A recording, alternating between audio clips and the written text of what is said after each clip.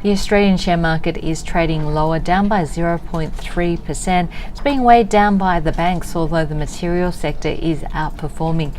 We've seen the start of the Aged Care Royal Commission today.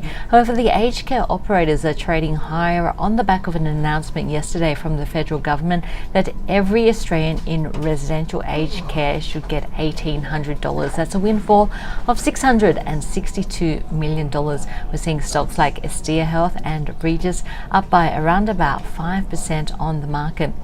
Meanwhile, there are companies that are still impacting the flooding impacts. Australian Agricultural Co is trading down 8% on the back of its announcements around the impact of the Queensland floods. The company is saying that 4 out of 21 of its properties is impacted, the worst being Wandula, where its herd of 30,000 cows and calves are expected to sustain extreme losses. Incitec Pivot also coming out to say that rail closure from the Queensland floods would cause lost earnings of around about $10 million per week from the 9th of February until full production resumes.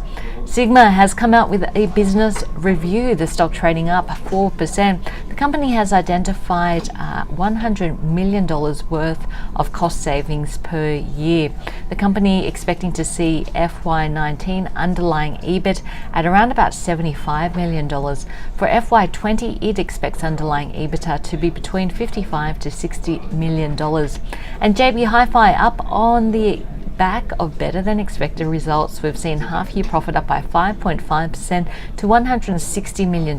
Total sales was up 4.2%. Online sales in Australia grew by 21% and 65% in New Zealand. But premium is down 17% after its profit numbers, and AVJennings profit was down 91% for the half year, in line with its profit warning in December. The shares are down by 6%. This reflects deferral of revenue which was originally supposed to be booked to the first half.